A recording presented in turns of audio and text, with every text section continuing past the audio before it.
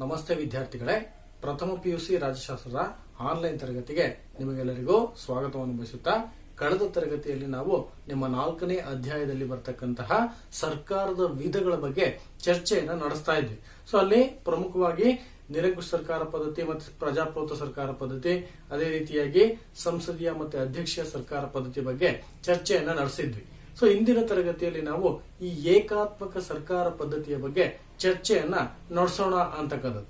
So ಇಲ್ಲಿ ಏನಪ್ಪ ಈ ಏಕಾತ್ಮಕ ಸರ್ಕಾರ ಪದ್ಧತಿ ಅಂತೇಳಿ ನಾವು ನೋಡೋದಾದ್ರೆ, ಸೊ ಇಲ್ಲಿ ರಾಷ್ಟ್ರದ ಸಮಸ್ತ ಅಧಿಕಾರವು ಅಂತ ಹೇಳಿದ್ರೆ ರಾಷ್ಟ್ರದ ಎಲ್ಲ ರೀತಿಯಾದಂತಹ ಅಧಿಕಾರ ಅಂತಕ್ಕಂಥದ್ದು ಒಂದೇ ಕೇಂದ್ರ ಸರ್ಕಾರದಲ್ಲಿ ಕೇಂದ್ರೀಕರಣಗೊಂಡಿದ್ದು, ಪ್ರಾಂತೀಯ ಮತ್ತು ಸ್ಥಳೀಯ ಸರ್ಕಾರಗಳು ಆ ಕೇಂದ್ರ ಸರ್ಕಾರಕ್ಕೆ ಜವಾಬ್ದಾರಿಯಾಗಿಯೂ ಅಧೀನವಾಗಿಯೂ ಕಾರ್ಯವನ್ನ ನಿರ್ವಹಿಸ್ತಾ ಇದ್ರೆ ಅಂತಹ ಒಂದು ವ್ಯವಸ್ಥೆಯನ್ನೇ ಇಲ್ಲಿ ಏಕಾತ್ಮಕ ಸರ್ಕಾರ ಪದ್ಧತಿ ಅಂತೇಳಿ ಕರಿತೀವಿ ಅನ್ನುವಂಥದ್ದು. ಏನು, ರಾಷ್ಟ್ರದ ಎಲ್ಲ ರೀತಿಯಾದಂತಹ ಸಮಸ್ತವಾದಂತಹ ಅಧಿಕಾರ ಅಂತಕ್ಕಂಥದ್ದು ಕೇವಲ ಒಂದೇ ಕೇಂದ್ರ ಸರ್ಕಾರದಲ್ಲಿ ಕೇಂದ್ರೀಕರಣಗೊಂಡಿದ್ದು, ಸೊ ಅಲ್ಲಿ ಪ್ರಾಂತೀಯ ಮತ್ತು ಸ್ಥಳೀಯ ಸರ್ಕಾರಗಳು ಆ ಒಂದು ಕೇಂದ್ರ ಸರ್ಕಾರದ ಅಧೀನವಾಗಿಯೂ ಅದಕ್ಕೆ ಜವಾಬ್ದಾರಿಯಾಗಿಯೂ ಕಾರ್ಯವನ್ನ ನಿರ್ವಹಿಸ್ತಾ ಇದ್ರೆ ಅಂತಹ ಒಂದು ವ್ಯವಸ್ಥೆಯನ್ನ ಒಳಗೊಂಡಿರ್ತಕ್ಕಂಥ ರಾಷ್ಟ್ರವನ್ನ ಇಲ್ಲಿ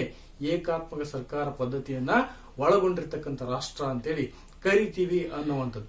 ಸೊ ಉದಾಹರಣೆಗೆ ಇಂತಹ ಏಕಾತ್ಮಕ ಸರ್ಕಾರ ಪದ್ಧತಿಯನ್ನ ಯಾವ ಯಾವ ರಾಷ್ಟ್ರಗಳು ಒಳಗೊಂಡಿದಾವೆ ಅಂತೇಳಿ ನಾವು ನೋಡೋದಾದ್ರೆ, ಸೊ ಇಲ್ಲಿ ಇಂಗ್ಲೆಂಡ್ ಅಂತಕ್ಕಂಥದ್ದು, ಮತ್ತೆ ಫ್ರಾನ್ಸ್, ಜಪಾನ್, ಮತ್ತೆ ಇಟಲಿ, ಬೆಲ್ಜಿಯಂ, ಸೊ ಇತ್ಯಾದಿ ರಾಷ್ಟ್ರಗಳು ಇಂತಹ ಏಕಾತ್ಮಕ ಸರ್ಕಾರ ಪದ್ಧತಿಯನ್ನ ಒಳಗೊಂಡಿರೋದನ್ನ ನಾವಿಲ್ಲಿ ಗುರುತಿಸಬಹುದು ಅನ್ನುವಂಥದ್ದು.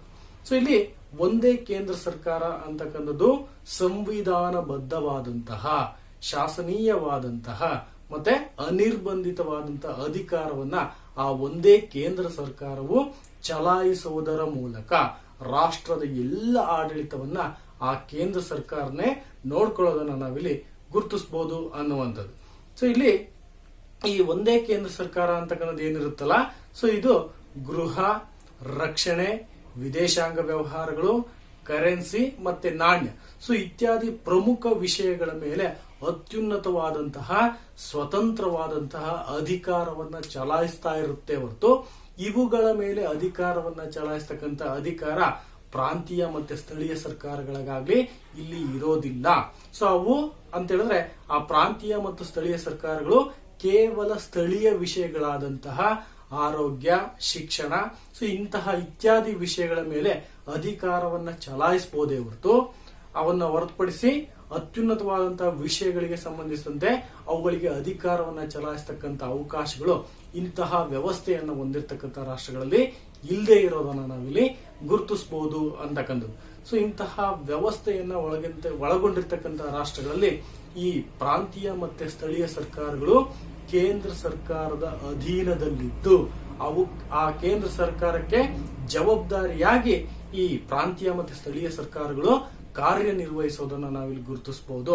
ಸೊ ಇಂತಹ ವ್ಯವಸ್ಥೆಯನ್ನ ಒಳಗೊಂಡಿರ್ತಕ್ಕಂತಹ ರಾಷ್ಟ್ರಗಳಲ್ಲಿ ಪ್ರಾಂತೀಯ ಮತ್ತು ಸ್ಥಳೀಯ ಸರ್ಕಾರಗಳನ್ನ ಹೊಸದಾಗಿ ಸೃಷ್ಟಿಸ್ತಕ್ಕಂತಹ ಅಥವಾ ರದ್ದುಪಡಿಸ್ತಕ್ಕಂತಹ ಅಥವಾ ಅವುಗಳ ಅಧಿಕಾರವನ್ನು ಹೆಚ್ಚು ಮಾಡತಕ್ಕಂತಹ ಅಥವಾ ಕಡಿಮೆ ಮಾಡತಕ್ಕಂತಹ ಅಥವಾ ಸಂಪೂರ್ಣವಾಗಿ ಮೊಟಕುಗೊಳಿಸ್ತಕ್ಕಂತಹ ಸಂಪೂರ್ಣವಾದಂತಹ ಅಧಿಕಾರ ಆ ಒಂದೇ ಕೇಂದ್ರ ಸರ್ಕಾರಕ್ಕೆ ಇರೋದನ್ನ ನಾವಿಲ್ಲಿ ಗುರುತಿಸಬಹುದು ಅಂತಕ್ಕಂಥದ್ದು. ಸೊ ಇಂತಹ ಏಕಾತ್ಮಕ ಸರ್ಕಾರ ಪದ್ಧತಿಯನ್ನು ಒಳಗೊಂಡಿರ್ತಕ್ಕಂಥ ರಾಷ್ಟ್ರಗಳಲ್ಲಿ ಆಡಳಿತದ ಅನುಕೂಲಕ್ಕಾಗಿ ಇಡೀ ರಾಷ್ಟ್ರವನ್ನ ಹಲವಾರು ವಿಭಾಗಗಳನ್ನಾಗಿ ಅಥವಾ ಹಲವಾರು ಘಟಕಗಳನ್ನಾಗಿ ವಿಂಗಡಿಸಲಾಗಿರುತ್ತೆ.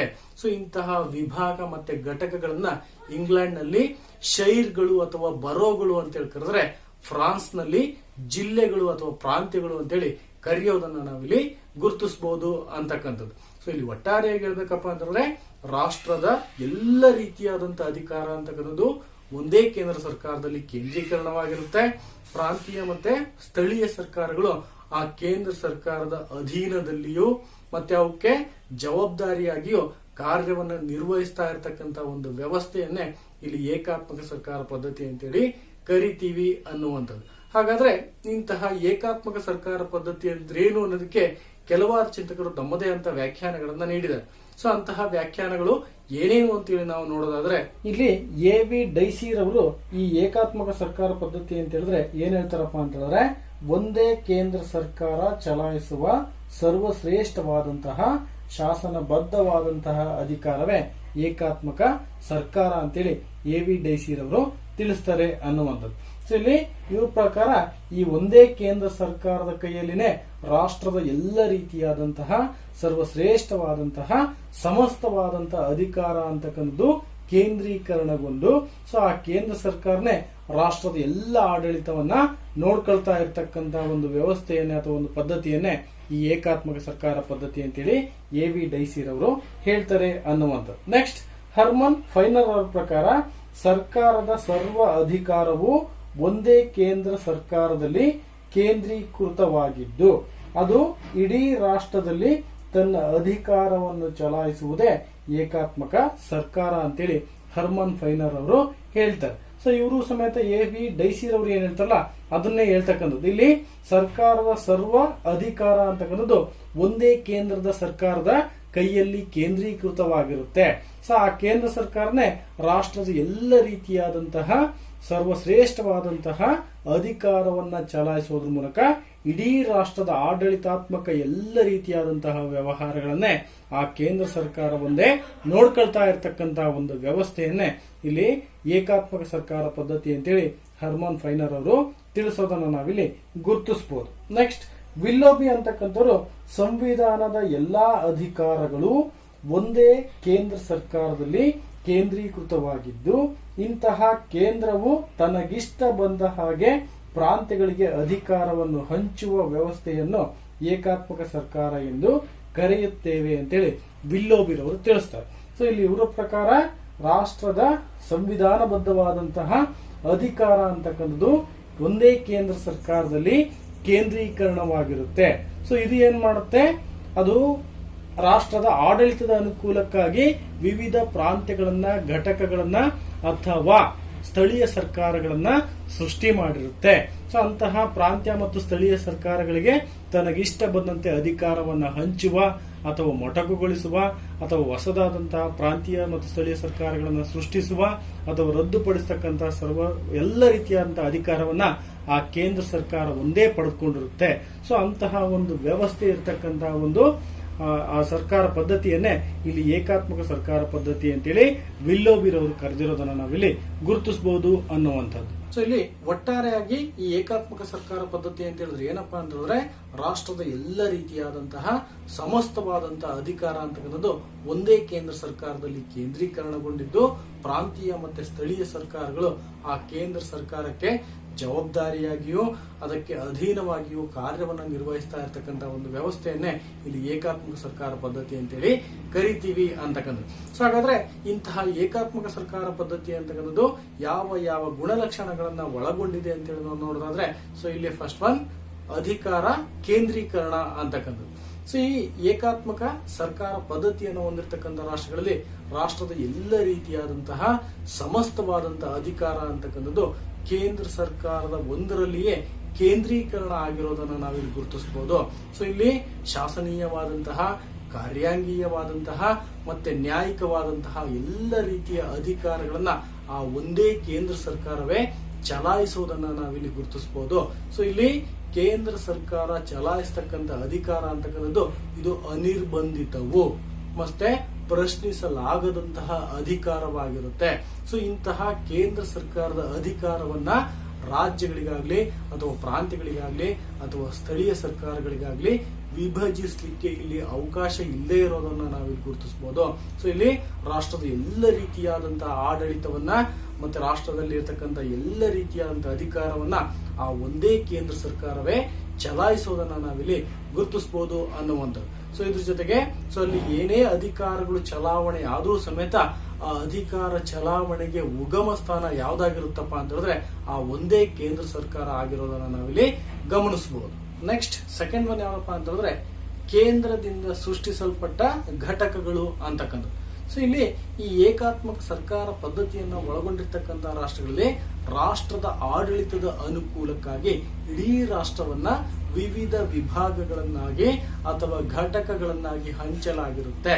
ಸೊ ಅಂತಹ ಘಟಕಗಳನ್ನ ಅಥವಾ ವಿಭಾಗಗಳನ್ನ ಯಾರು ಸೃಷ್ಟಿಸಿರ್ತಾರಪ್ಪ ಅಂತ ಹೇಳಿದ್ರೆ ಈ ಕೇಂದ್ರ ಸರ್ಕಾರನೇ ಸೃಷ್ಟಿಸಿರೋದನ್ನು ನಾವಿಲ್ಲಿ ಗುರುತಿಸಬಹುದು ಅನ್ನುವಂಥದ್ದು. ಸೊ ಇಲ್ಲಿ ಹೊಸದಾದಂತಹ ಘಟಕಗಳನ್ನ ಅಥವಾ ವಿಭಾಗಗಳನ್ನ ಅಥವಾ ಪ್ರಾಂತೀಯ ಮತ್ತು ಸ್ಥಳೀಯ ಸರ್ಕಾರಗಳನ್ನ ಸೃಷ್ಟಿಸುವ ಅಥವಾ ಅವುಗಳನ್ನು ರದ್ದುಪಡಿಸತಕ್ಕಂತಹ ಸಂಪೂರ್ಣವಾದಂತಹ ಅಧಿಕಾರ ಕೇಂದ್ರ ಸರ್ಕಾರಕ್ಕಿದೆ. ಸೊ ಇದ್ರ ಜೊತೆಗೆ ಅಂತಹ ವಿಭಾಗ ಮತ್ತೆ ಘಟಕಗಳಿಗೆ ಅಧಿಕಾರವನ್ನ ನೀಡತಕ್ಕಂತಹ ಮತ್ತೆ ಇರ್ತಕ್ಕಂಥ ಅಧಿಕಾರವನ್ನ ಕಡಿಮೆ ಮಾಡತಕ್ಕಂತಹ ಅಥವಾ ಇರ್ತಕ್ಕಂಥ ಅಧಿಕಾರವನ್ನ ಸಂಪೂರ್ಣವಾಗಿ ರದ್ದು ಮಾಡತಕ್ಕಂತಹ ಒಂದು ಎಲ್ಲ ರೀತಿಯಾದಂತಹ ಅಧಿಕಾರ ಅಲ್ಲಿನ ಕೇಂದ್ರ ಸರ್ಕಾರಕ್ಕೆ ಮಾತ್ರ ಇರೋದನ್ನ ನಾವಿಲ್ಲಿ ಗುರುತಿಸಬಹುದು. ಸೊ ಅಲ್ಲಿ ಪ್ರಾಂತೀಯ ಮತ್ತೆ ಸ್ಥಳೀಯ ಸರ್ಕಾರಗಳಾಗಿರ್ಬೋದು ಅಥವಾ ವಿಭಾಗ ಅಥವಾ ಘಟಕಗಳಾಗಿರ್ಬೋದು, ಅವುಗಳು ಕೇಂದ್ರ ಸರ್ಕಾರಕ್ಕೆ ಅಧೀನವಾಗಿ ಆ ಕೇಂದ್ರ ಸರ್ಕಾರಕ್ಕೆ ಜವಾಬ್ದಾರಿಯಾಗಿ ಕಾರ್ಯವನ್ನ ನಿರ್ವಹಿಸೋದನ್ನ ನಾವಿಲ್ಲಿ ಗುರುತಿಸಬಹುದು.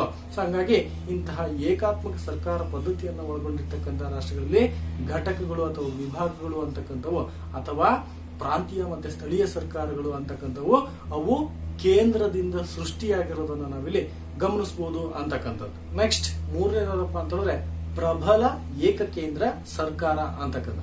ಸೊ ಇಂತಹ ಏಕಾತ್ಮಕ ಸರ್ಕಾರ ಪದ್ಧತಿಯನ್ನ ಒಳಗೊಂಡಿರ್ತಕ್ಕಂತಹ ರಾಷ್ಟ್ರಗಳಲ್ಲಿ ಕೇಂದ್ರ ಸರ್ಕಾರ ಅಂತಕ್ಕಂಥದ್ದು ಅತ್ಯಂತ ಪ್ರಬಲವಾಗಿರೋದನ್ನ ನಾವಿಲ್ಲಿ ಗುರುತಿಸಬಹುದು. ಸೊ ಅಂತಹ ಕೇಂದ್ರ ಸರ್ಕಾರವನ್ನ ಹೊರತುಪಡಿಸಿ ಆ ಕೇಂದ್ರ ಸರ್ಕಾರದ ಬಳಿ ಇರ್ತಕ್ಕಂಥ ಅಧಿಕಾರ ಅಂತಕ್ಕಂಥದ್ದು ಬೇರೆ ಯಾವುದೇ ರಾಜ್ಯ ಸರ್ಕಾರಗಳ ಬಳಿ ಆಗಿರ್ಬೋದು ಅಥವಾ ಸ್ಥಳೀಯ ಸರ್ಕಾರಗಳ ಬಳಿ ಆಗಿರ್ಬೋದು ಅಥವಾ ಪ್ರಾಂತೀಯ ಸರ್ಕಾರಗಳ ಬಳಿ ಆಗಿರ್ಬೋದು ಇಲ್ಲದೆ ಇರತಕ್ಕಂಥದ್ದನ್ನ ನಾವಿಲ್ಲಿ ಗುರುತಿಸಬಹುದು ಅಂತಕ್ಕಂಥ. ಸೊ ಹಾಗಾಗಿ ಇಂತಹ ಏಕಾತ್ಮಕ ಸರ್ಕಾರ ಪದ್ಧತಿಯನ್ನು ಒಳಗೊಂಡಿರ್ತಕ್ಕಂಥ ರಾಷ್ಟ್ರಗಳಲ್ಲಿ ಒಂದೇ ಏಕೈಕ ಪ್ರಬಲ ಕೇಂದ್ರ ಸರ್ಕಾರವು ಅಸ್ತಿತ್ವದಲ್ಲಿದ್ದು ಸೊ ಅದು ರಾಷ್ಟ್ರಕ್ಕೆ ಬೇಕಾದಂತಹ ಅಗತ್ಯವಿರ್ತಕ್ಕಂತಹ ಎಲ್ಲ ಶಾಸನಗಳನ್ನ ರಚಿಸಿ ಜಾರಿಗೆ ತಂದು ಅವುಗಳನ್ನು ಅನುಷ್ಠಾನಕ್ಕೆ ತರತಕ್ಕಂಥ ಕೆಲಸವನ್ನ ಆ ಪ್ರಬಲ ಏಕಕೇಂದ್ರ ಸರ್ಕಾರವೇ ಮಾಡೋದನ್ನ ನಾವಿಲ್ಲಿ ಗಮನಿಸಬಹುದು. ನೆಕ್ಸ್ಟ್ ಫೋರ್ತ್ ಒನ್ ಏನಪ್ಪಾ ಅಂತಂದ್ರೆ ಸಂವಿಧಾನದ ಶ್ರೇಷ್ಠತೆ ಇಲ್ಲ ಅಂತಕ್ಕಂಥ.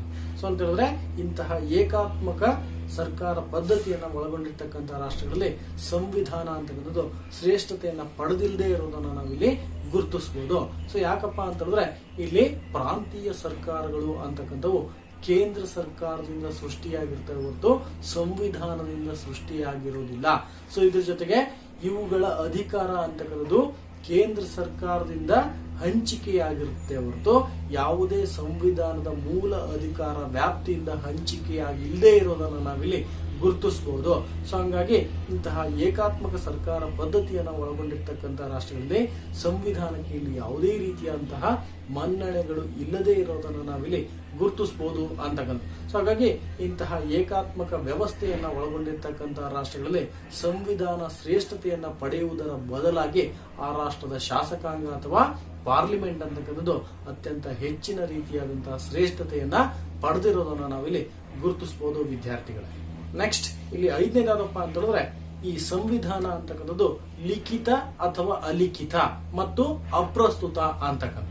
ಸೊ ಅಂತ ಹೇಳಿದ್ರೆ ಇಂತಹ ಏಕಾತ್ಮಕ ಸರ್ಕಾರ ಪದ್ಧತಿಯನ್ನ ಒಳಗೊಂಡಿರ್ತಕ್ಕಂತಹ ರಾಷ್ಟ್ರಗಳಲ್ಲಿ ಸಂವಿಧಾನ ಅಂತಕ್ಕಂಥದ್ದು ಲಿಖಿತ ಸ್ವರೂಪದಲ್ಲಾದ್ರೂ ಇರಬಹುದು ಅಥವಾ ಅಲಿಖಿತ ಸ್ವರೂಪದಲ್ಲಾದ್ರೂ ಇರಬಹುದು ಅಂತಕ್ಕಂಥದ್ದು. ಸೊ ಇದ್ರ ಜೊತೆಗೆ ಅಲ್ಲಿರ್ತಕ್ಕಂಥ ಸಂವಿಧಾನ ಅಂತಕ್ಕಂಥದ್ದು ಅದರ ಪ್ರಸ್ತುತತೆ ಇಲ್ಲದೆ ಇರೋದನ್ನ ನಾವಿಲ್ಲಿ ಇಂತಹ ವ್ಯವಸ್ಥೆಯನ್ನ ಒಳಗೊಂಡಿರ್ತಕ್ಕಂಥ ರಾಷ್ಟ್ರಗಳಲ್ಲಿ ನಾವು ಕಾಣಬಹುದಾಗಿದೆ. ಸೊ ಅಂತ ಹೇಳಿದ್ರೆ ಇಲ್ಲಿ ರಾಷ್ಟ್ರದ ಸಮಸ್ತವಾದಂತಹ ಎಲ್ಲ ರೀತಿಯಾದಂತಹ ಅಧಿಕಾರವು ಕೇಂದ್ರ ಸರ್ಕಾರದಲ್ಲಿ ಇರುತ್ತೆ ಹೊರತು ಯಾವುದೇ ಸಂವಿಧಾನದಲ್ಲಿ ಇಲ್ಲದೆ ಇರೋದನ್ನ ನಾವಿಲ್ಲಿ ಕಾಣಬಹುದು. ಸೊ ಹಂಗಾಗಿ ಇಂತಹ ವ್ಯವಸ್ಥೆಯನ್ನ ಒಳಗೊಂಡಿರ್ತಕ್ಕಂಥ ರಾಷ್ಟ್ರಗಳಲ್ಲಿ ಸಂವಿಧಾನದ ಪ್ರಸ್ತುತತೆಯನ್ನ ನಾವು ಕಾಣಲಿಕ್ಕೆ ಸಾಧ್ಯ ಇಲ್ಲದೆ ಇರೋದನ್ನ ನಾವಿಲ್ಲಿ ಗುರುತಿಸಬಹುದಾಗಿದೆ. ಸೊ ಇದ್ರ ಜೊತೆಗೆ ರಾಷ್ಟ್ರದ ಎಲ್ಲ ಅಧಿಕಾರವು ಆ ಒಂದೇ ಕೇಂದ್ರ ಸರ್ಕಾರದಲ್ಲಿ ಕೇಂದ್ರೀಕರಣವಾಗಿರುತ್ತೆ. ಆ ಕೇಂದ್ರ ಸರ್ಕಾರದ ಅಧೀನದಲ್ಲಿ ಅದಕ್ಕೆ ಜವಾಬ್ದಾರಿಯಾಗಿ ಪ್ರಾಂತೀಯ ಮತ್ತೆ ಸ್ಥಳೀಯ ಸರ್ಕಾರಗಳು ಸೃಷ್ಟಿಯಾಗಿರ್ತವೆ. ಸೊ ಅವುಗಳಿಗೆ ಅಧಿಕಾರವನ್ನ ಆ ಕೇಂದ್ರ ಸರ್ಕಾರವೇ ನೀಡಿರುತ್ತೆ ಹೊರತು ಯಾವುದೇ ಸಂವಿಧಾನ ನೀಡಿರೋದಿಲ್ಲ. ಸೊ ಹಂಗಾಗಿ ಆ ಕೇಂದ್ರ ಸರ್ಕಾರ ನೀಡಿರ್ತಕ್ಕಂತಹ ಅಧಿಕಾರದಲ್ಲಿ ಯಾವುದೇ ಗೊಂದಲಗಳು ಇಲ್ಲಿ ಇಲ್ಲದೆ ಇರೋದನ್ನ ನಾವು ಇಲ್ಲಿ ಕಾಣಬಹುದು. ಸೊ ಹಂಗಾಗಿ ಇಲ್ಲಿ ಯಾವುದೇ ಗೊಂದಲಗಳಿಗೆ ಇಲ್ಲಿ ಅವಕಾಶ ಇಲ್ಲದೆ ಇರೋದ್ರಿಂದ ಇಲ್ಲಿ ಸಂವಿಧಾನ ಅಂತಕ್ಕಂಥದ್ದು ಒಂದ್ ವೇಳೆ ಇದ್ರೂ ಅದು ಲಿಖಿತ ಸ್ವರೂಪದಲ್ಲಾದ್ರೂ ಇರ್ಬೋದು ಅಥವಾ ಅಲಿಖಿತ ಸ್ವರೂಪದಲ್ಲಾದ್ರೂ ಇರ್ಬೋದು. ಸೊ ಅವಕ್ಕೆ ಅಂತಹ ಯಾವುದೇ ರೀತಿಯಂತ ಮನ್ನಣೆಗಳು ಇಲ್ಲದೆ ಇರೋದನ್ನ ನಾವಿಲ್ಲಿ ಕಾಣಬಹುದು ಅಂತಕ್ಕಂಥದ್ದು. ಸೊ ಇಲ್ಲಿ ಉದಾಹರಣೆಗೆ ನಾವು ನೋಡೋದಾದ್ರೆ ಸೊ ಇಲ್ಲಿ ಪ್ರಮುಖವಾಗಿ ಈ ಬ್ರಿಟನ್ ಮತ್ತೆ ಫ್ರಾನ್ಸ್, ಸೊ ಇವೆರಡೂ ಸಮೇತ ಇಂತಹ ಏಕಾತ್ಮಕ ಸರ್ಕಾರ ಪದ್ಧತಿಯನ್ನ ಒಳಗೊಂಡಿರ್ತಕ್ಕಂಥ ರಾಷ್ಟ್ರಗಳು. ಸೊ ಆದ್ರೆ ಈ ಬ್ರಿಟನ್ ಅಂತಕ್ಕಂಥದ್ದು ಅಲಿಖಿತ ಸಂವಿಧಾನವನ್ನ ಒಳಗೊಂಡಿದ್ರೆ ಫ್ರಾನ್ಸ್ ಅಂತಕ್ಕಂಥದ್ದು ಲಿಖಿತ ಸಂವಿಧಾನವನ್ನ ಒಳಗೊಂಡಿರೋದನ್ನ ನಾವಿಲ್ಲಿ ಗುರುತಿಸಬಹುದು ವಿದ್ಯಾರ್ಥಿಗಳು. ಸೊ ಹಾಗಾಗಿ ಇಂತಹ ಏಕಾತ್ಮಕ ಸರ್ಕಾರ ಪದ್ಧತಿಯನ್ನ ಒಳಗೊಂಡಿರ್ತಕ್ಕಂಥ ರಾಷ್ಟ್ರಗಳಲ್ಲಿ ಸಂವಿಧಾನ ಅಂತಕ್ಕಂಥದ್ದು ಇದು ಲಿಖಿತ ಸ್ವರೂಪದಲ್ಲಾದ್ರೂ ಇರ್ಬೋದು ಅಥವಾ ಅಲಿಖಿತ ಸ್ವರೂಪದಲ್ಲಾದ್ರೂ ಇರ್ಬೋದು. ಸೊ ಒಂದ್ ವೇಳೆ ಇದ್ರೂ ಸಮೇತ ಅಲ್ಲಿ ಸಂವಿಧಾನಕ್ಕೆ ಅಷ್ಟೊಂದು ಯಾವುದೇ ರೀತಿಯಾದಂತಹ ಮನ್ನಣೆಗಳು ಇಲ್ಲದೆ ಇರೋದನ್ನ ನಾವಿಲ್ಲಿ ಕಾಣಬಹುದು.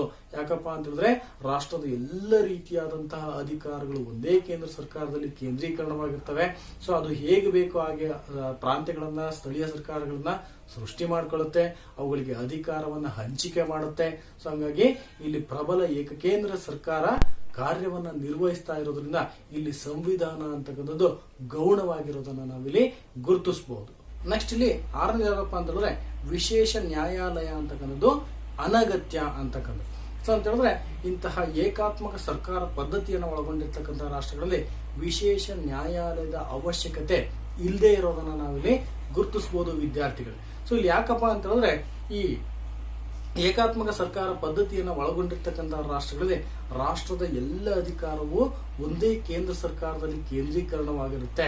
ಸೊ ಇಲ್ಲಿ ಅಧಿಕಾರ ಅಂತಕ್ಕಂಥದ್ದು ವಿಭಜನೆಯಾಗಿಲ್ಲದೆ ಇರೋದನ್ನ ನಾವಿಲ್ಲಿ ಗುರುತಿಸಬಹುದು ವಿದ್ಯಾರ್ಥಿಗಳು. ಸೊ ಹಾಗಾಗಿ ಸೊ ಇಲ್ಲಿ ಈ ಕೇಂದ್ರ ಮತ್ತೆ ರಾಜ್ಯ ಸರ್ಕಾರಗಳ ನಡುವೆ ಅಧಿಕಾರ ಹಂಚಿಕೆಗೆ ಸಂಬಂಧಿಸಿದಂತೆ ಯಾವುದೇ ರೀತಿಯಾದಂತಹ ಗೊಂದಲಗಳಾಗ್ಲಿ ವಿವಾದಗಳಾಗ್ಲಿ ಉದ್ಭವ ಆಗದೇ ಇರತಕ್ಕಂತ ಪರಿಸ್ಥಿತಿ ಅಥವಾ ವಾತಾವರಣ ಇರೋದ್ರಿಂದ ಸೊ ಇಲ್ಲಿ ಒಂದು ವಿಶೇಷವಾದಂತಹ ನ್ಯಾಯಾಲಯದ ಅಗತ್ಯತೆ ಇಲ್ಲದೆ ಇರೋದನ್ನ ನಾವಿಲ್ಲಿ ಗುರುತಿಸಬಹುದು. ಒಂದ್ ವೇಳೆ ಸಂವಿಧಾನಬದ್ಧವಾಗಿ ಕೇಂದ್ರ ಮತ್ತು ರಾಜ್ಯ ಸರ್ಕಾರಗಳ ನಡುವೆ ಅಧಿಕಾರ ಹಂಚಿಕೆಯಾಗಿದ್ರೆ ಅಂತಹ ಸಂದರ್ಭದಲ್ಲಿ ಕೇಂದ್ರ ಮತ್ತು ರಾಜ್ಯಗಳು ತಮ್ಮ ತಮ್ಮ ಅಧಿಕಾರವನ್ನು ಚಲಾಯಿಸತಕ್ಕಂತ ಸಂದರ್ಭದಲ್ಲಿ ಸೊ ಇಲ್ಲಿ ಗೊಂದಲಗಳು ವಿವಾದಗಳು ಉಂಟಾಗ್ತಾ ಇದ್ವು. ಸೊ ಅಂತಹ ಸಂದರ್ಭದಲ್ಲಿ ಆ ಗೊಂದಲಗಳನ್ನ ವಿವಾದಗಳನ್ನ ಬಗೆಹರಿಸಲಿಕ್ಕೆ ಒಂದು ವಿಶೇಷವಾದಂತಹ ನ್ಯಾಯಾಲಯದ ಅವಶ್ಯಕತೆ ಇತ್ತು. ಆದ್ರೆ ಇಲ್ಲಿ ಅದಕ್ಕೆ ಅವಕಾಶನೇ ಇಲ್ಲ. ಸೊ ಇಲ್ಲಿ ಈ ಕೇಂದ್ರ ಸರ್ಕಾರನೇ ರಾಜ್ಯಗಳಿಗೆ ಅಥವಾ ಪ್ರಾಂತೀಯ ಸ್ಥಳೀಯ ಸರ್ಕಾರಗಳಿಗೆ ಅಧಿಕಾರವನ್ನ ನೀಡಿರುತ್ತೆ. ಸೊ ಹಾಗಾಗಿ ಆ ಕೇಂದ್ರ ಸರ್ಕಾರ ಹೇಳ್ದಂಗೆ ಪ್ರಾಂತೀಯ ಮತ್ತೆ ರಾಜ್ಯ ಸ್ಥಳೀಯ ಸರ್ಕಾರಗಳು ಕಾರ್ಯವನ್ನ ನಿರ್ವಹಿಸಬೇಕಾಗುತ್ತೆ. ಸೊ ಹಂಗಾಗಿ ಅವೆರಡರ ನಡುವೆ ಅಧಿಕಾರ ಹಂಚಿಕೆಗೆ ಸಂಬಂಧಿಸಿದಂತೆ ಯಾವುದೇ ರೀತಿಯಾದಂತಹ ಗೊಂದಲಗಳಾಗ್ಲಿ ವಿವಾದಗಳಾಗ್ಲಿ ಉದ್ಭವ ಆಗದೇ ಇರತಕ್ಕಂತ ವಾತಾವರಣ ಇಂತಹ ವ್ಯವಸ್ಥೆಯನ್ನ ಒಳಗೊಂಡಿರ್ತಕ್ಕಂಥ ರಾಷ್ಟ್ರಗಳಲ್ಲಿ ಇರೋದ್ರಿಂದ ಸೊ ಇಲ್ಲಿ ವಿಶೇಷವಾದಂತಹ ನ್ಯಾಯಾಲಯದ ಅಗತ್ಯತೆ ಇಲ್ಲದೆ ಇರೋದನ್ನ ನಾವಿಲ್ಲಿ ಗುರುತಿಸಬಹುದು. ನೆಕ್ಸ್ಟ್ ಏಳನೇದಾಗಪ್ಪ ಅಂತಂದ್ರೆ ನೌಕರಶಾಹಿಯ ಮೇಲೆ ಅವಲಂಬನೆ ಅಂತಕ್ಕಂಥ. ಸೊ ಇಲ್ಲಿ ಈ ಏಕಾತ್ಮಕ ವ್ಯವಸ್ಥೆಯನ್ನ ಒಳಗೊಂಡಿರ್ತಕ್ಕಂಥ ರಾಷ್ಟ್ರಗಳಲ್ಲಿ ರಾಷ್ಟ್ರದ ಎಲ್ಲ ರೀತಿಯಾದಂತಹ ಸಮಸ್ತವಾದಂತಹ ಅಧಿಕಾರ ಅಂತಕ್ಕಂಥದ್ದು ಕೇವಲ ಒಂದೇ ಕೇಂದ್ರ ಸರ್ಕಾರದಲ್ಲಿ ಕೇಂದ್ರೀಕರಣವಾಗಿರುತ್ತೆ. ಸೊ ಈ ಒಂದೇ ಕೇಂದ್ರ ಸರ್ಕಾರನೇ ರಾಷ್ಟ್ರದ ಸಮಸ್ತವಾದಂತಹ ಎಲ್ಲ ರೀತಿಯಾದಂತಹ ಆಡಳಿತಾತ್ಮಕ ವ್ಯವಹಾರಗಳನ್ನ ನಿರ್ವಹಿಸಬೇಕಾಗುತ್ತೆ. ಸೊ ಹಾಗಾಗಿ ಇಲ್ಲಿ ಸಹಜವಾಗಿನೇ ಕೇಂದ್ರ ಸರ್ಕಾರದಲ್ಲಿ ಕಾರ್ಯವನ್ನ ನಿರ್ವಹಿಸ್ತಾ ಇರತಕ್ಕಂತ ನೌಕರಶಾಹಿಯ ಮೇಲೆ ಈ ಏಕಾತ್ಮಕ ಸರ್ಕಾರ ಪದ್ಧತಿ ಅಂತಕ್ಕಂಥದ್ದು ಹೆಚ್ಚಿನ ಅವಲಂಬನೆಯನ್ನ ಹೊಂದಿರೋದನ್ನ ನಾವಿಲ್ಲಿ ಗುರುತಿಸಬಹುದು ಅನ್ನುವಂಥದ್ದು. ಸೊ ಹೀಗಾಗಿ ಇಷ್ಟೆಲ್ಲ ಗುಣಲಕ್ಷಣಗಳನ್ನ ಈ ಏಕಾತ್ಮಕ ಸರ್ಕಾರ ಪದ್ಧತಿ ಒಳಗೊಂಡಿರೋದನ್ನ ನಾವಿಲ್ಲಿ ಗುರುತಿಸಬಹುದು. ಸೊ ಇಲ್ಲಿ ಒಟ್ಟಾರೆಯಾಗಿ ಈ ಏಕಾತ್ಮಕ ಸರ್ಕಾರ ಪದ್ಧತಿ ಅಂತ ಹೇಳಿದ್ರೆ ಏನಪ್ಪಾ ಅಂತಂದ್ರೆ ರಾಷ್ಟ್ರದ ಎಲ್ಲ ಅಧಿಕಾರವು ಒಂದೇ ಕೇಂದ್ರ ಸರ್ಕಾರದಲ್ಲಿ ಕೇಂದ್ರೀಕರಣವಾಗಿದ್ದು ಪ್ರಾಂತೀಯ ಮತ್ತು ಸ್ಥಳೀಯ ಸರ್ಕಾರಗಳು ಆ ಕೇಂದ್ರ ಸರ್ಕಾರಕ್ಕೆ ಜವಾಬ್ದಾರಿಯಾಗಿಯೂ ಅಧೀನವಾಗಿಯೂ ಕಾರ್ಯವನ್ನ ನಿರ್ವಹಿಸ್ತಾ ಇರತಕ್ಕಂತ ವ್ಯವಸ್ಥೆಯನ್ನೇ ಇಲ್ಲಿ ಏಕಾತ್ಮಕ ಸರ್ಕಾರ ಪದ್ಧತಿ ಅಂತೇಳಿ ಕರಿತೀವಿ ಅನ್ನುವಂಥದ್ದು. ಸೊ ಉದಾಹರಣೆಗೆ England, France, Italy, Japan, Belgium ಇತ್ಯಾದಿ ರಾಷ್ಟ್ರಗಳು ಇಂತಹ ಏಕಾತ್ಮಕ ಸರ್ಕಾರ ಪದ್ಧತಿಯನ್ನು ಒಳಗೊಂಡಿರೋದನ್ನು ನಾವಿಲ್ಲಿ ಗುರುತಿಸಬಹುದು ಅನ್ನುವಂಥದ್ದು. ಸೊ ಇದರ ಗುಣಲಕ್ಷಣಗಳನ್ನ ನಾವು ನೋಡೋದಾದ್ರೆ ಸೊ ಇಲ್ಲಿ ಅಧಿಕಾರ ಕೇಂದ್ರೀಕರಣ ಅಂತಕ್ಕಂಥದ್ದು,